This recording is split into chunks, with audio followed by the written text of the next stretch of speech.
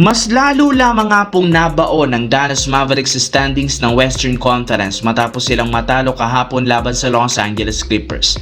Pero hindi rin naman ito big deal para sa team since lahat ng mga natitirang laro ngayong regular season puro non-bearing. Wala rin naman silang chance ang makapasok o mag-compete sa playoffs at maging sa play-in tournament. Tinatapos na lang naman nila ang mga laro bago ang bakasyon. Pero sa kabila ng hindi magandang nangyari sa Mavericks, ngayong season nananatili pa ring maliwanag ang kanilang future. Mismo ang kanilang rookie na si Cooper Flag ang nagsabi at nangako na babawi sila next season. Sisiguraduhin niyang mas mag-i-improve ang kanyang talent next year at kakayanin niyang buhatin ang kanilang team para makabalik bilang contender sa Western Conference. Kita naman nga ninyo sa galaw ngayon ni Cooper Flag na meron siyang napakalaking potensyal na maging isang superstar, kaya hindi malabong magawa niya ito sa pagbabalik nila next year at mabuhat ang team.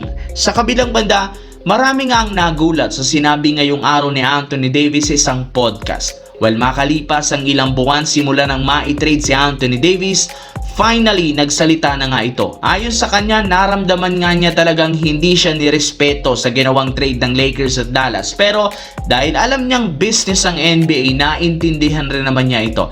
Pero matagal na nga nilang pinag-uusapan noon pa ni LeBron James na kung merong isang player na gusto nilang maging kakampi, eto nga daw ay si Luka Doncic. Well, sa pahayag ng ito nagpapahiwatig na posibleng bumalik si Anthony Davis sa Lakers. Kung titignan natin dahil nga hindi kagandahan ngayon ang standings at kalagayan ng Washington Wizards, naniniwala ang ilang mga analyst na posibleng mag-request ito ng buyout at bumalik sa Los Angeles Lakers para samahan sina LeBron, Reeves at si Luka Doncic. Makakabuo nga sila dito ng literal na super team kahit man bitawan nila si DeAndre Ayton. Sa kabilang banda, naging kontrobersyal ang naging laro kahapon ng Golden State Warriors at Sacramento Kings nang sadyain dito ng Kings na magpatalo sa huling minuto ng laro. Nagkaroon ng pagkakataon ng Kings na makapag-comeback sa fourth quarter nang mahabol nila ang kalamangan ng Golden State at makalamang pa dito, ginawa rin naman sila ditong hindi kaaya-aya